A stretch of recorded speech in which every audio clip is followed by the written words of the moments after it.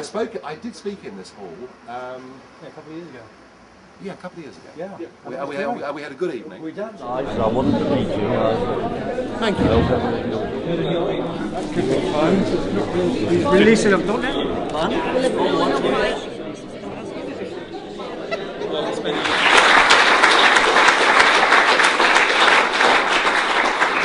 Ladies and gentlemen, without any more ado, Nigel Farage.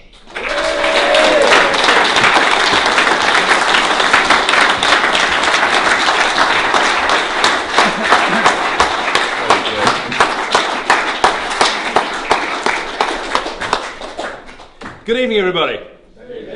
Can you hear me without the microphone? Yes. Good. I've developed this loud speaking voice in the European Parliament because, of course, when I stand up to speak, I've got about sort of 400 people heckling me the whole time. So, and I'm used to the President of the Parliament now cutting off my microphone, so I really don't need one. I suspect that on May the 6th this year, when I crawled out of the wreckage of that ghastly aeroplane accident, with only one thing on my mind: where was the next cigarette coming from? I guess there were many in Brussels and in Strasbourg and in Luxembourg who were less than happy that I'd survived the ordeal. And I thought perhaps what I'd do this evening is explain to you how that extraordinary situation came to pass, and perhaps what some of my motivations behind doing what I've done over the last 17 years are. You see, it wasn't supposed to be like this. I had been a member of the Conservative Party, but I'd never been an active member. I'd never stood for the local council. I had no ambitions to be involved in politics whatsoever. This, of course, does not mean that I didn't have views which I honed from the age of 16 in public houses all through London and the home counties. But I never intended to be involved in politics in any way at all. And for me, the great moment came in 1990, October 1990, and I was working in the City of London, working on the London Metal Exchange. We used to work very hard in the mornings, and then lunch used to happen, and the afternoon performance was variable, to say the least. But this was one of those days, a quiet day on the markets, and it was about 5 o'clock, and we were in the usual bar on Old Broad Street, and one of the juniors ran in and said, because in those days, you know, mobile phones were in their infancy. A gentleman's bar in the City of London in those days would not have had a screen up on the wall giving, you know, live news or rugby coverage or whatever it might be. And one of the juniors ran in and said, "Britain has just joined the exchange rate mechanism." Now, my response to that, I'm not going to repeat in front of a family audience, but suffice to say, I was mortified that Mrs. Thatcher had given in and had decided that we should peg sterling against the Deutschmark as a precursor of going into a single European currency. And I remember being absolutely horrified at the sheer stupidity of it. And I say that because I was dealing in commodities, I was dealing in currencies, and the one thing I knew for certain is that when governments try to fix or decide what market levels should be, they every single time throughout human history and into the future, ladies and gentlemen, get it wrong. So I was damned angry about us joining the exchange rate mechanism, and of course it was a sign that Thatcher was on the way out, because within 4 weeks she was booted out by her own party.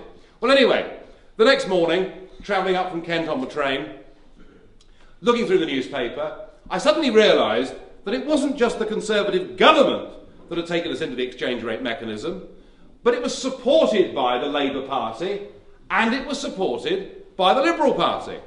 And it was the first time in my life I thought, hang on, I haven't got a choice. There's nothing I can do. All three parties are committed to signing us up to something that I think is going to be a disaster. And be encouraged, ladies and gentlemen, that the view that we have, the view that I just espoused, about how we should trade with Europe, be friendly with Europe, but not be part of a political union, when we started this party back in 1993, that was a minority opinion. It is now a clear, settled majority opinion amongst the people of this country. And none of that would have happened if it hadn't been for UKIP. And none of that would have happened if it hadn't been for the hard work of our members and supporters electing people like me back in 1999 and giving me and others the ability to be mouthpieces through the media for this cause. We have come a very, very long way. That is not to say that I'm complacent, and if I thought all the way back 20 years ago in that bar in Old Broad Street that getting too closely linked to this European project would be bad for us, well, I feel that ever more strongly today than I did then, and all I can promise you personally is that I will go on fighting and battling in whatever capacity I can, because I'll be damned if my 4 children are not going to grow up in a country that they can call their own. Thank you.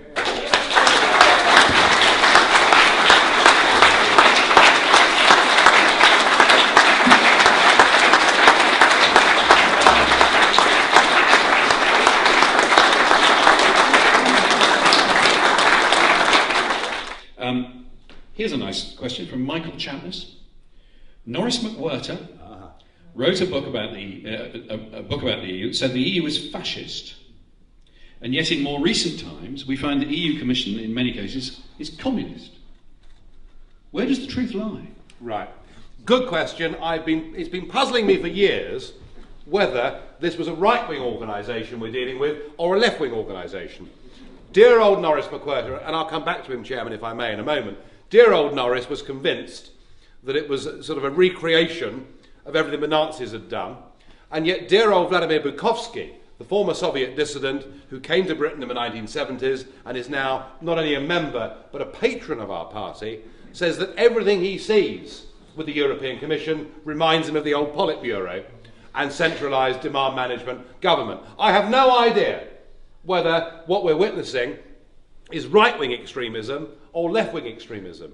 But what I do know is that it is statism. It is the idea that the people in charge know what is best for you, the peasantry, and that you should not have a right to determine your own future because you're simply not intelligent enough and it can be done for you. And so whether it's right-wing or left-wing, it's monstrous. But can I digress for a moment, please? I want to say something about Norris McWhirter.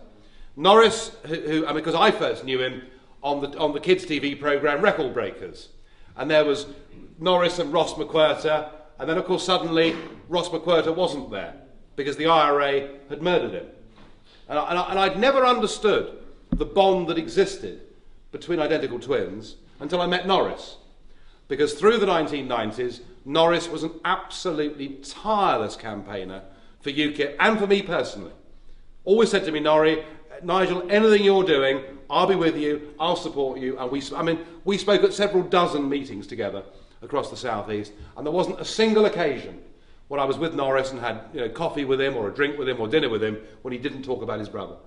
And I thought, sort of nearly 30 years after he'd been killed, it just showed you this remarkable bond that exists. It was a very sad thing to witness. Anyway, one day, in 1999, in the run-up to those elections in which we succeeded, a very excited Norris rang me to say, now look, you and I are doing this meeting in Chichester, in the Assembly room. I said, yes, Norris, we are. Is there a problem? He said, no, far from it.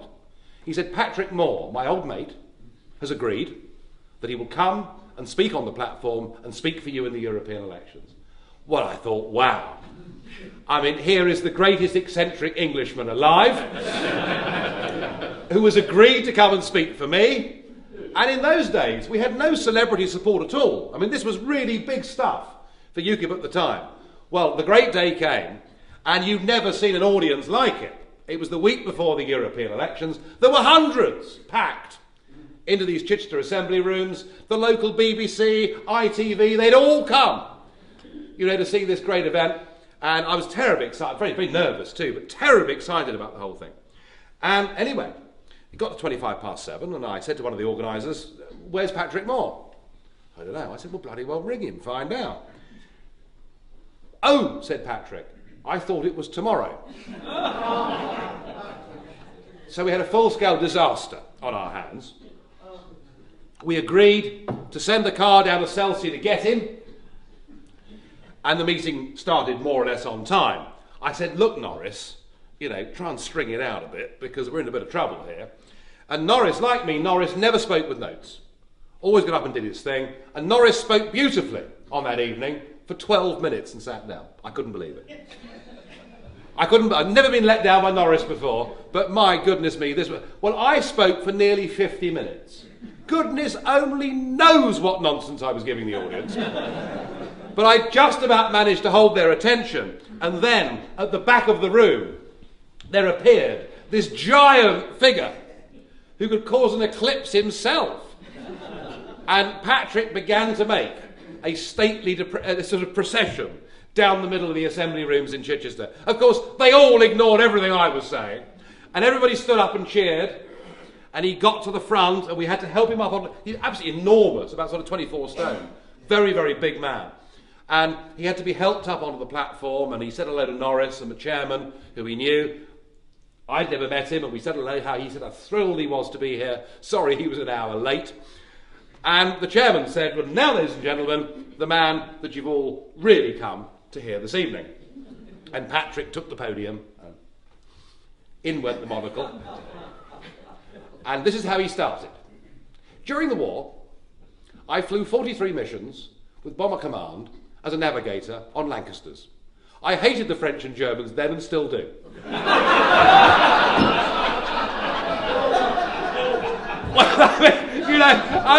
If I could at that moment have asked for the ground to open up and swallow me, this was, I thought, UKIP's first celebrity disaster.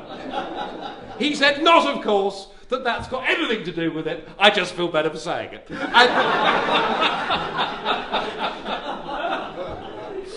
And then proceeded to make the most incredible 25-minute talk along the same lines that I've given you tonight. That actually the beauty of Europe is its diversity, is the fact we have different countries, and what we don't want is to lose our identities. And he was wonderful. And I'm pleased to say, again, thanks to Norris, that I spoke to Patrick last week, and he's now, I'm afraid, wheelchair-bound. And probably not all that long for this world, given the condition that he's in. But we're very, very proud and pleased to have had people like Norris McWhirter and Patrick Moore supporting us for the last 10 or 15 years. Good story, isn't it? It has been an audience with Nigel Farage, and I think Nigel has been spectacular, but so have you. You have been an excellent audience. Thank you very much indeed. A round of applause for yourself.